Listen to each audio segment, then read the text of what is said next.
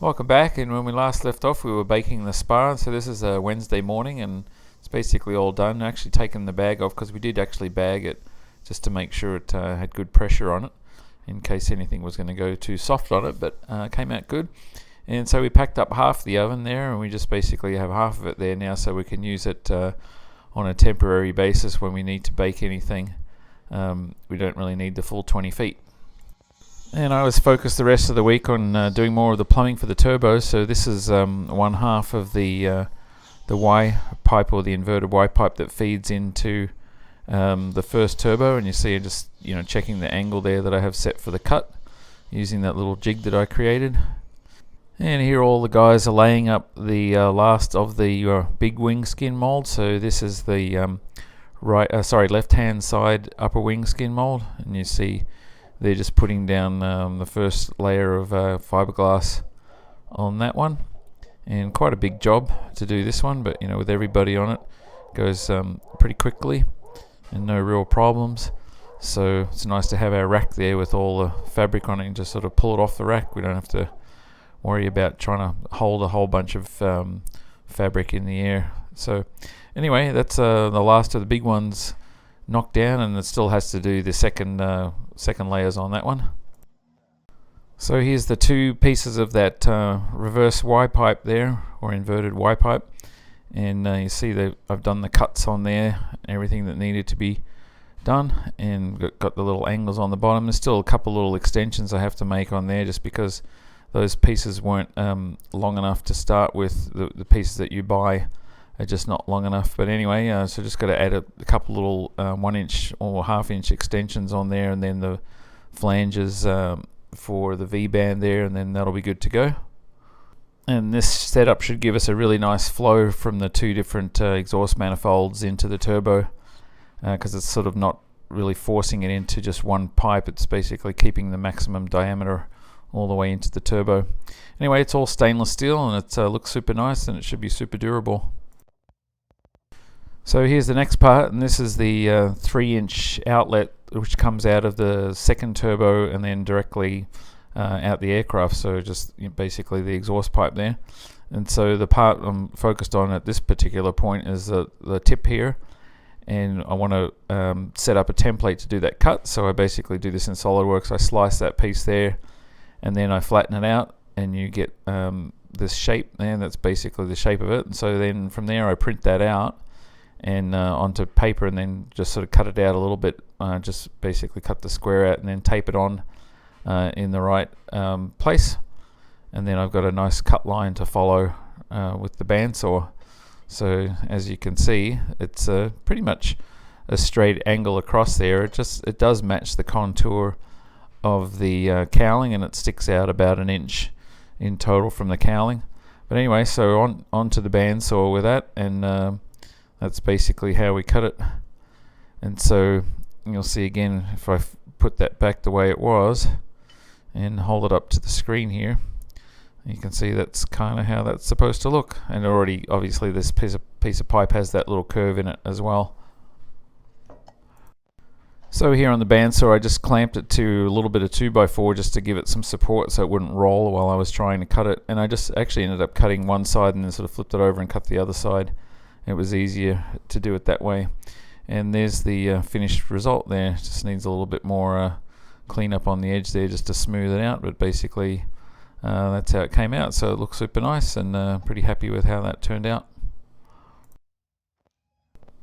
And this is Thursday morning now, so here's that wing skin mold that the guys did, and Zach's busy there taking the peel ply off in preparation for putting the heavy layers on top of that.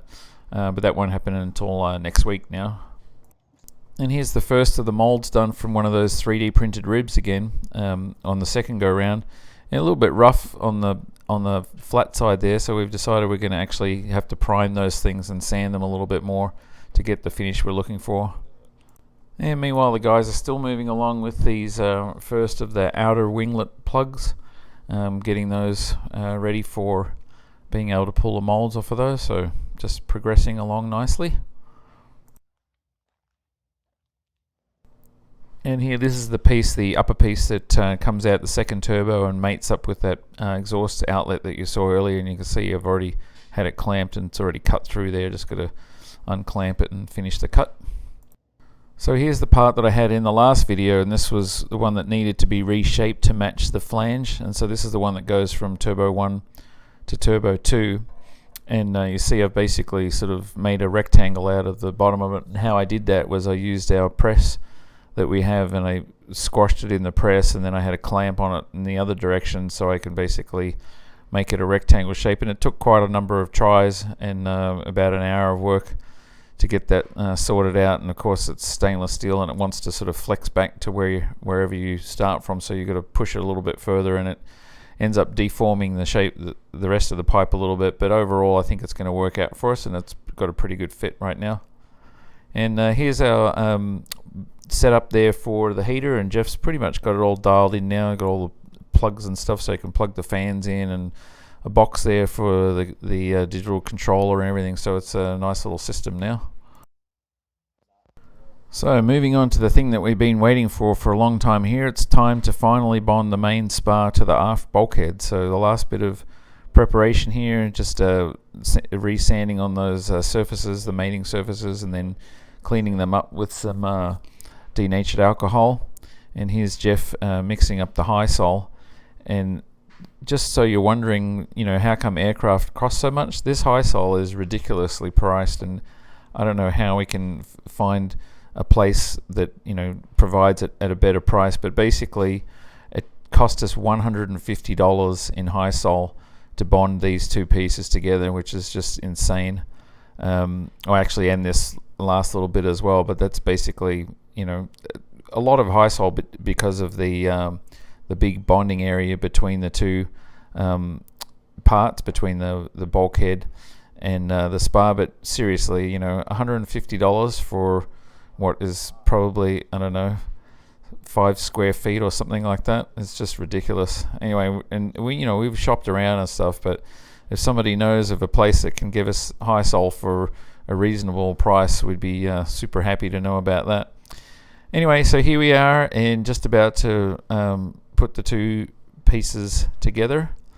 And we know that they mate because we've already tried them and dry fitted them tons of times. So we've got a couple of little 1/4-inch bolts in there that just help align everything. And so just drop those into place there, and you see the high sol's just on the one surface there on the spar, and just get that into place and line it up, and then start putting a bit of pressure on there, and we put clamps in the corners, and then it's basically set to dry. And this stuff actually takes quite a long time to set up. I think it's about 4 or 5 hours before it becomes sort of tacky to the touch, where it won't sort of stick on your fingers anymore. But obviously we're not in a rush on this particular part to have it bonded up or anything like that. But normally you would have something like this either clecoed together or bolted together so it wouldn't move. But with the bolts that we have going through there, it's not going to move laterally or anything like that. And then the clamps are just to put a decent amount of pressure on there. And of course I had to jump up on there and stand on it and add a little bit more weight, just to push it out a little bit more to see if that would squeeze out any of the extra high sol. But there really wasn't any extra high sol, and Jeff had put that on kind of using a makeshift trowel, kind of like you would when you're laying grout for tiling. And that's basically what we really should have had, but we just didn't have one on hand, so I just made one quickly by taking one of the plastic squeegees and just sort of cutting teeth into the edge of it. And so anyway, that's the pretty big milestone for us today, having this one done, because this is, even though we have those small windows bonded into the fuselage, this one is the real first step in getting all the rest of the stuff in the fuselage all bonded together. So coming after this one, we'll be able to start lining up those brackets where the gear mate into, and get those bonded into place. And then after that will be the rear pressure bulkhead, and then from there we just go on to things like the keel and the roof and the door frames and the front window and all that good stuff. So it's exciting to get to this point finally. It's been a long time, but it's not like we haven't been doing stuff. There's just always something extra that you need to do before you can do the next thing.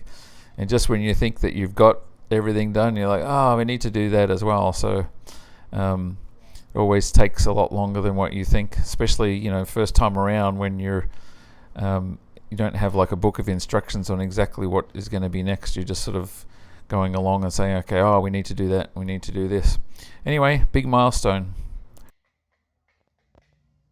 So back to the 3D printing. This is the first of the ribs that belongs in the wing, and printed this one a little heavier than the last time, so 1.4 millimeters thick, and it's actually got a nice structure to it now, and it should work out well.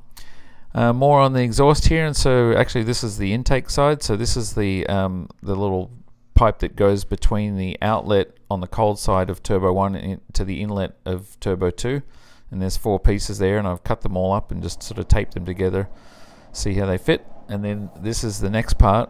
So this is where this is the one for the intercooler going over to the intake of the engine, and you can see there, just again setting the angle for this particular cut there, and making sure that it's exactly kind of what I want to, to within about 0.2 or 0.1 or 0.2 of a degree, trying to be pretty accurate.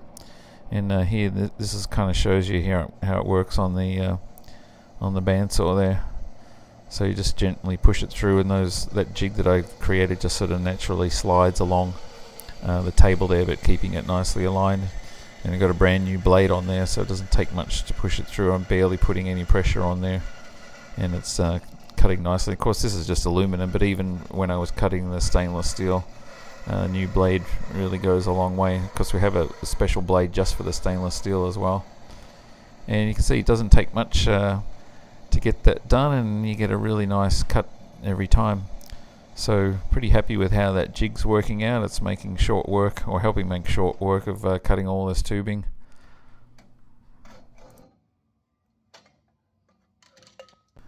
And there's the drawing of the part that I was just doing. So I was doing piece number 1, which is right there, and then there's piece number 2 and 3 and 4, and those just need to be aligned correctly and just sort of marked so they're ready for welding. And lastly, our wheels, brakes, tires and everything arrived from Behringer, so that's exciting. You'll see more of that later.